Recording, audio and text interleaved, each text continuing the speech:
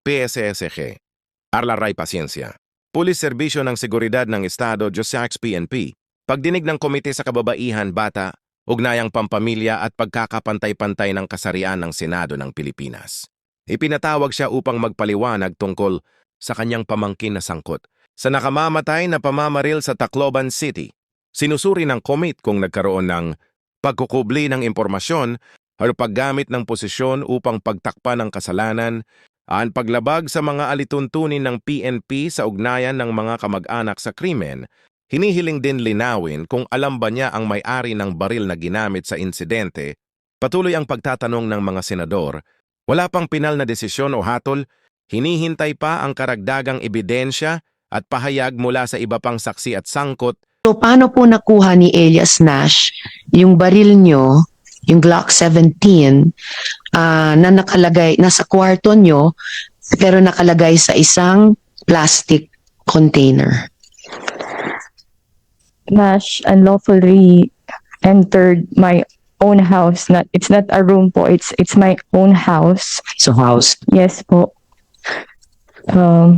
He forcibly damaged my locker. It was locked. And my house was locked as well po, ma'am. Pero yung locker ay plastic locker. Plastic locker, and my firearm was inside a gun box. The locker was as well locked po.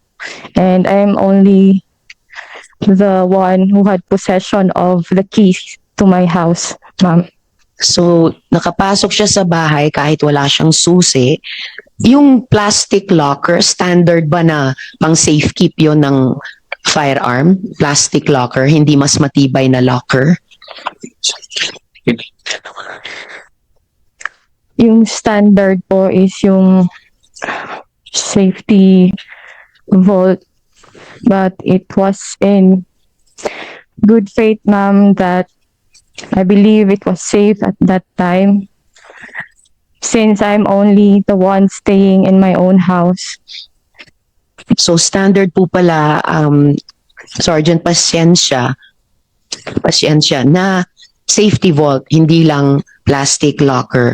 I appreciate good faith po, talaga. But, lalo na sa ating mga nagtatrabaho sa gobyerno, I think we need to observe the standards para nga po ma-anticipate at maiwasan yung mga worst case scenario tulad po nito.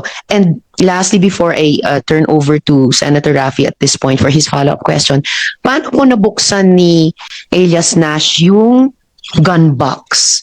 Di ba ang gun box ba, ano bang material nun? Plastic din lang po ba o bakal po? It was plastic din po, ma'am. Standard po ba na yung gun box ay plastic lamang? Yes, ma'am. Okay. So standard po yung plastic na gun box, but standard din na kung nasa plastic na gun box ang isang baril, andun siya sa isang safety vault. Tama po.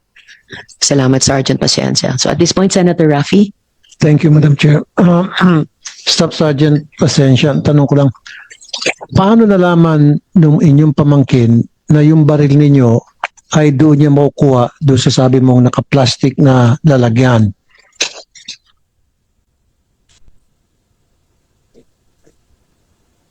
Sen Rafi, I have only one locker in my room.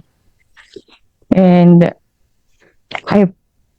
siguro naghanap siya kung saan ko pwede mataguan. Yun lang po ang area na may lock po. Okay. Now, balita na isinasama mo raw ata sa target shooting sa firing range, yung pamangkin mo? Sen, I only bring him once. You brought him just once. Just once. Bakit? Anong reason? Ba't nyo siya dinala sa firing range para turuan na mag-firing? Anong dahilan? He usually told me that he wanted to be a police officer like me. He looked up on me. Yun po, he wanted to be a police officer, and he was asking if I could bring him sa firing range. Pero alam niyo po, na hindi dapat dahil siya po ay minor, he's not supposed to be inside a firing range.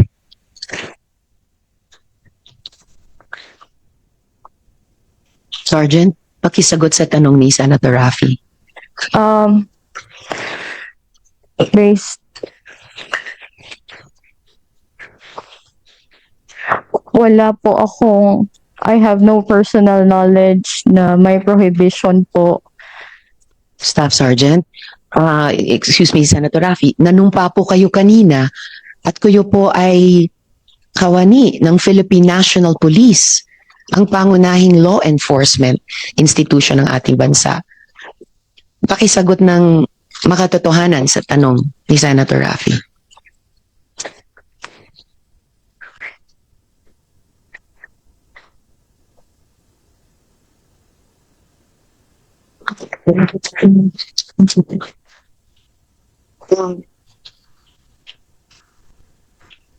Ano po ulit ang Hindi nyo ba alam na hindi dapat makakapasok sa firing range ang isang menor de edad?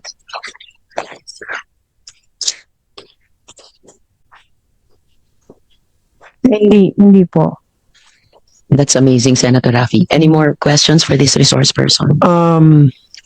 Then doon kay General na lang. Anyway, before I end my questioning dito kay Staff Sergeant Pasensya, siguro there's lesson learned to be learned here na dapat tayo mga matatanda, responsible gun owner, so to speak, hindi natin expose sa mga minors na mga kamag-anak natin, kahit na tayo ay civilian man o police, yung nang pakita natin sa kanila yung mga baril.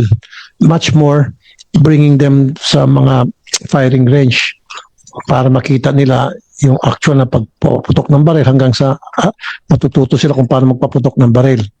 So, in other words, natuto siya kung paano magpaputok ng baril dahil nga po sinama mo siya sa firing range. Kung hindi mo siya sinama at hindi siya na-expose sa ganong klaseng environment, then things would have been different.